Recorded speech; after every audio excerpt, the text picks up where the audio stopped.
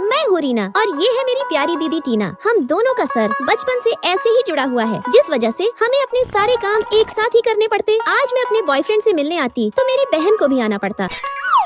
तुम दोनों सर्जरी कराकर अलग क्यों नहीं हो जाती? अलग होगी तभी तो मैं तुमसे शादी कर पाऊंगा। पर दीदी ने तो कहा है कि हम दोनों एक दूसरे से कभी अलग नहीं हो सकते। इस पर मेरा बॉयफ्रेंड मुझसे नाराज हो जाता। फिर शाम को जब हम दोनों बहनें अपनी माँ से बात कर रहे होते, तभी मेरे बॉयफ्रेंड का मैसेज आता। ये देखो, तुम्हारी बहन तुमसे झूठ बोल रही है। गौर से देखो इस रिपोर्ट को। इसमें डॉक्टर ने साफ बताया है कि सर्जरी से तुम दोनों अलग हो जाओगी। इसका मतलब दीदी मुझसे झूठ बोल रही है। और फिर मैं गुस्से में कॉल काट देती। दीदी, क्या ये बात सच है कि हम दोनों सर्जरी के बाद नॉर्मल हो जाएंगे? पर छोटी, सर्जरी में खतरा हो सकता है। मैं नहीं चाहती हूँ कि तुझे कुछ भी हो। वैसे भी हम दोनों बहनें एक साथ कितने खुश हैं। नहीं, मुझे कुछ नहीं सुनना। मुझे भी अपनी लाइफ खुद जीने का हक है। अब या तो सर्जरी होगी या तो मैं दे दूंगी। नहीं छोटी, तू जैसा चाहेगी वैसा ही होगा। मैं सर्जरी के लिए तैयार हूँ। इसके बाद हमारी सर्जरी हो जाती, मैं आजाद हो गई। अब हम दोनों शादी कर सकते हैं। तभी मुझे दीदी की याद आती।